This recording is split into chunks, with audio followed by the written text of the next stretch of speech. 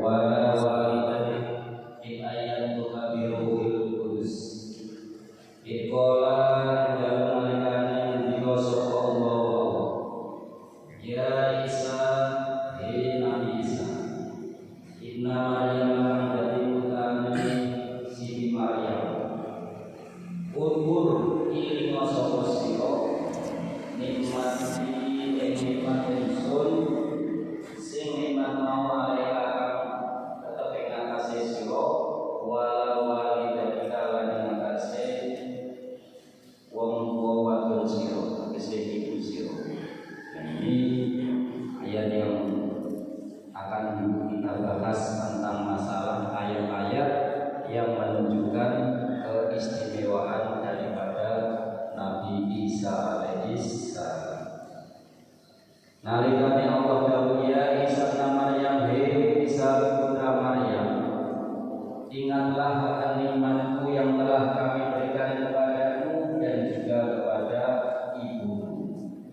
Dan nikmat yang disuruh mengingat-ingat oleh Nabi Isa putra Maryam itu apa?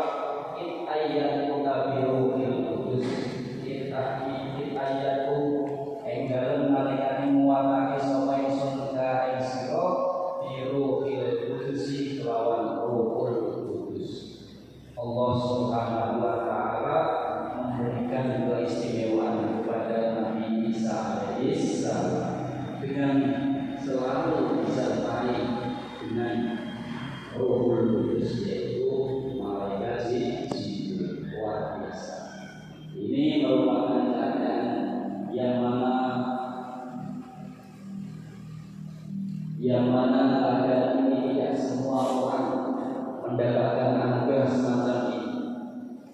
Allah Subhanahu wa taala menguatkan Nabi Isa alaihissalam dengan dibekali oleh Ruhul Kudus, yaitu malaikat Jibril.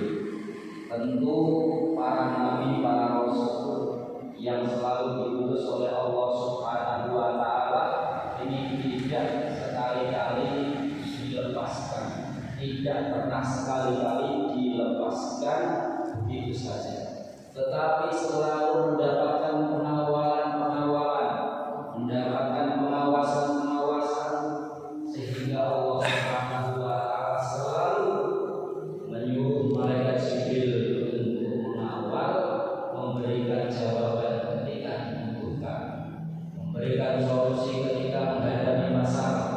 Itulah malaikat Jibril yang kita kenal bahwa tugas malaikat Jibril itu adalah menyampaikan wahyu. Dawuh Allah diberikan kepada para rasul, jikalau para rasul membutuhkan penjelasan, membutuhkan petunjuk ketika menghadapi umatnya, ketika menghadapi kaumnya, maka kadang bagi kita sekalian harusnya merasa bahwa kita ini lahir 1400 tahun setelah Rasulullah SAW, 1400 tahun lebih setelah Rasulullah SAW. Jikalau kita bisa hidup bersama Rasulullah, tentu semua kita akan lebih dekat, akan lebih kita itu lebih mudah untuk mendapatkan ilmu-ilmu yang datangnya dari sumbernya ilmu, yaitu Rasulullah SAW. Ketika kita membutuhkan jawaban, maka Rasulullah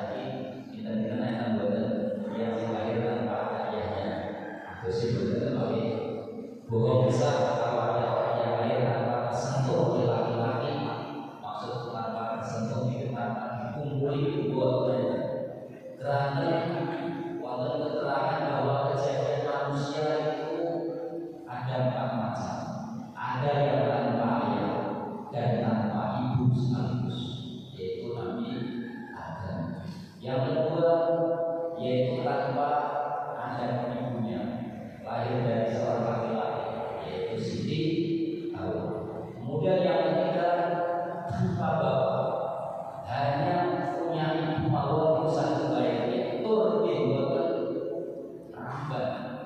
Artinya dia tidak punya suami betul, juga tidak pernah tersentuh oleh laki-laki, yaitu ibunya Nabi Isa alaihissalam, yaitu Siti Maryam. Sing nomor sekawan di menika dipun damel dening Allah Subhanahu wa taala melalui perantara indah kale wa unsa dari laki-laki dan perempuan. Artinya diciptakan dari sel sperma laki-laki dan sel ovum perempuan.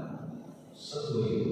Selain orang tiga tadi semuanya termasuk kita, termasuk Nabi Muhammad Shallallahu Alaihi Wasallam.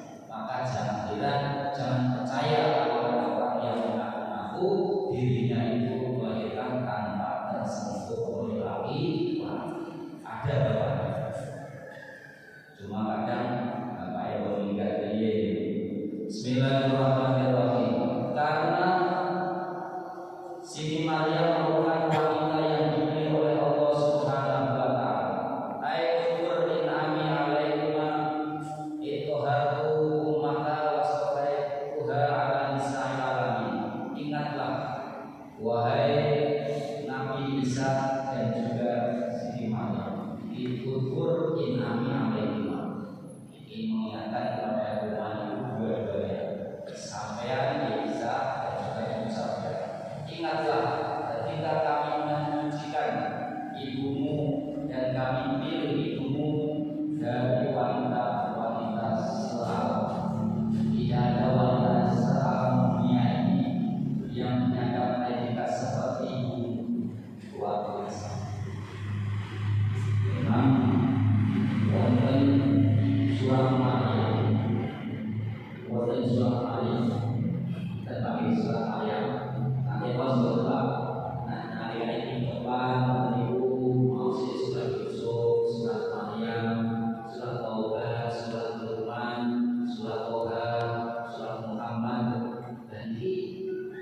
di dalam Al-Quran itu ada surat Maryam, tetapi di dalam Al-Quran tidak pernah kita jumpai surat Khadijah.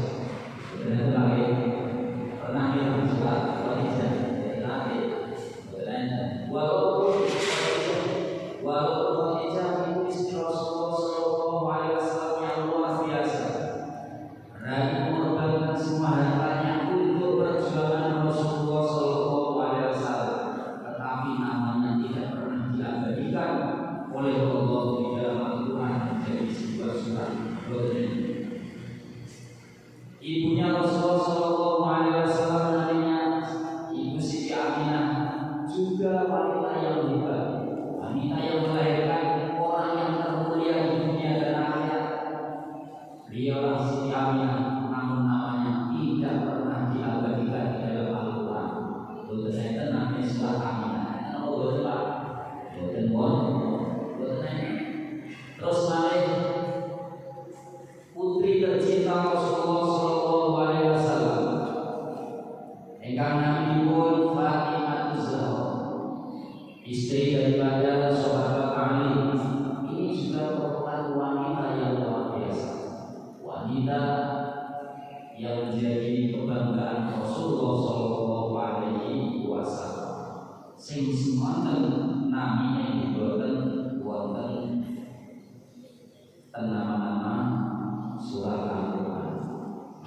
Namun di Maryam yang namanya surat Maryam itu betapa menunjukkan betapa Siti Maryam itu adalah wanita yang dipilih oleh Allah Subhanahu wa taala. Wasfaiha ala nisa'il alamin. Kami pilih Nabi Isa, atau saya pilih Nabi Siti Maryam sebagai wanita daripada seluruh wanita yang ada di alam. Bismillahirrahmanirrahim. Wa qawaita bi jibrila li tasbihi bil hujjati. Dan telah aku buatkan kepadamu wahai Nabi Isa dengan malaikat Jibril agar apa tasbihi bil hujjati,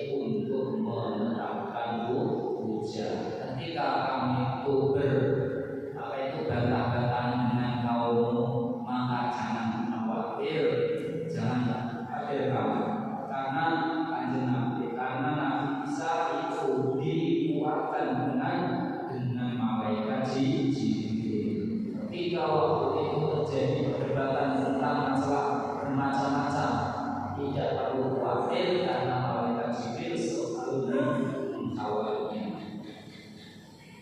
Tukalimun nasa fil mahdi, tukalimu bisa menemui sapa sira Isa anasa ing manusa fil mahdi ing dalem kandungan, ing dalem aminan.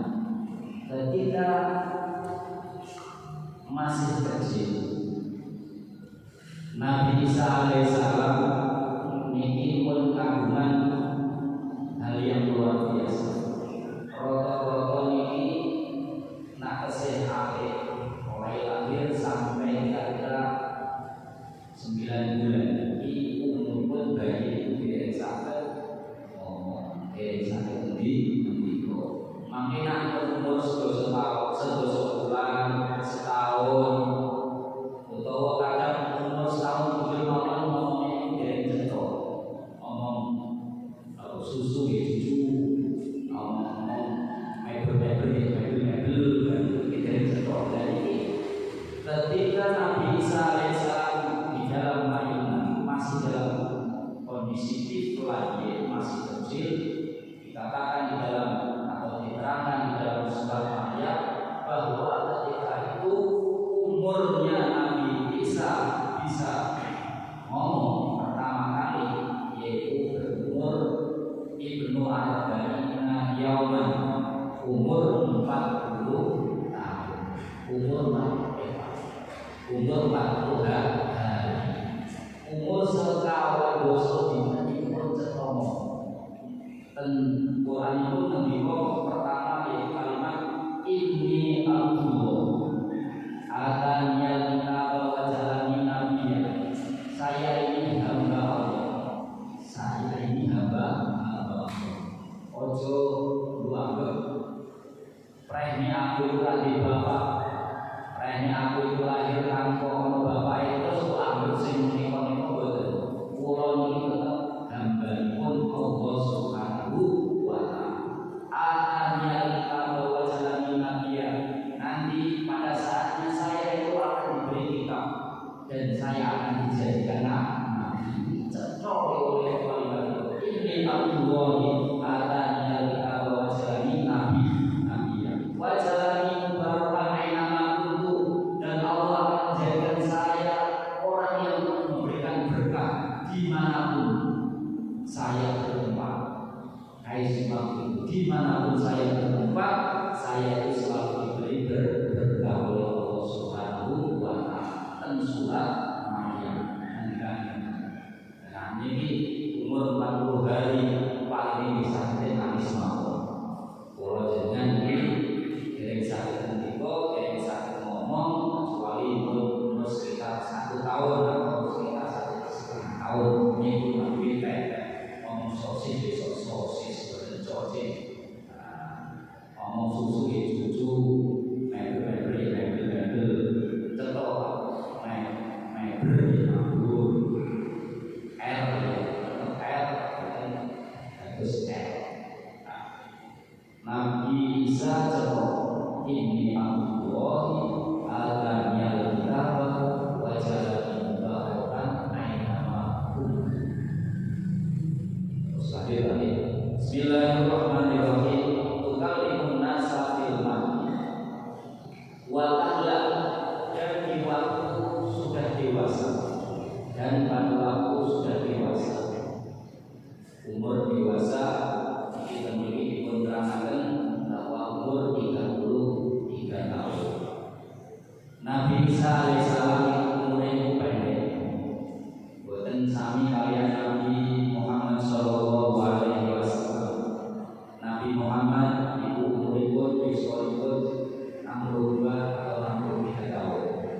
Tapi Nabi Isa alaihissalam ketika berada di dunia sebelum diangkat oleh Allah Subhanahu wa ta'ala itu berumur 33 tahun.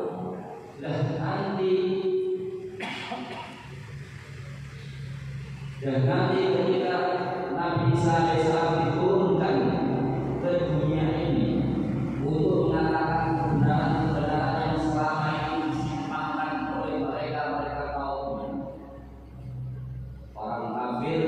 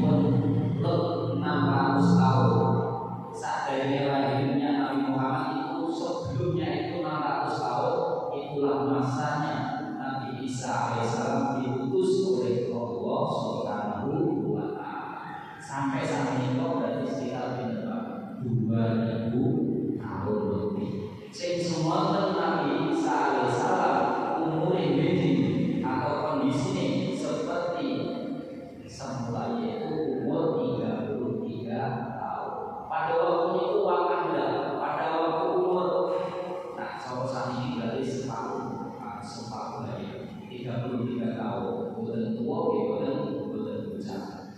Sisi yang umur sementara sampai umur 40 tahun ibu yang itu roso.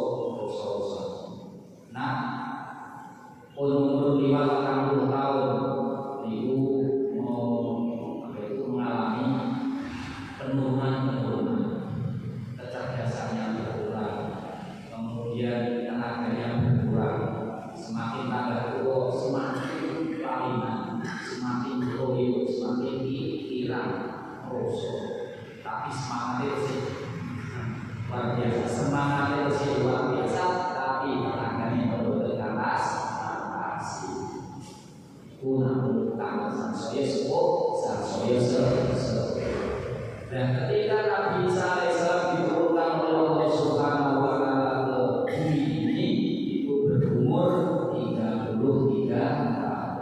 Kemudian Nabi Isa berkata kepada manusia, "Inni Abdullah," sebagaimana ucapan ketika dia berkata waktu dalam ayat ini Abdullah katanya berkata bahwa dan sebagainya. Nah, cuma begini. Ketika kita meyakini bahwa Nabi Isa alaihissalam dilahirkan di akhir zaman, itu apakah nanti dinamakan Nabi terakhir itu Nabi Isa? Jawab bukan. Nabi terakhir adalah Nabi Muhammad Sallallahu Alaihi Wasallam. Walaupun Nabi Isa alaihissalam itu diturunkan di akhir zaman nanti, Nabi Muhammad Sallallahu Alaihi Wasallam, kemudian nanti setelah itu ada Nabi yang turun yaitu Nabi Isa, itu bukan berarti yang terakhir itu Nabi Isa, tetapi tetap Nabi Muhammad Sallallahu Alaihi Wasallam, karena Nabi Muhammad sebagai status Nabi yang terakhir itu sudah dipatenkan di dalam kitab Allah, yaitu Khatamun Nabiyyin, sebagai pungkasan para nabi. Nah, Nabi Isa alaihissalam itu menawi turun di akhir zaman dan kemudian perangi Dajjal dan lain sebagainya sebagai pertanda akhir zaman dan kemudian akan segera kiamat, itu beliau mengikuti syariatnya Nabi Muhammad Sallallahu Alaihi Wasallam. Derek syariatnya aja Nabi. Ini tetap sholat Rasulullah dengan sholat yang berasa subuh. Lambai syariat sebagaimana syariatnya Nabi Muhammad Sallallahu Alaihi Wasallam. Mengikuti kanjeng Nabi berarti sami baik umat-umat yang baik. Bukan damel saya nyata, bukan damel peraturan nyata, tapi dia datang kanjeng Nabi. Bismillahirrahmanirrahim.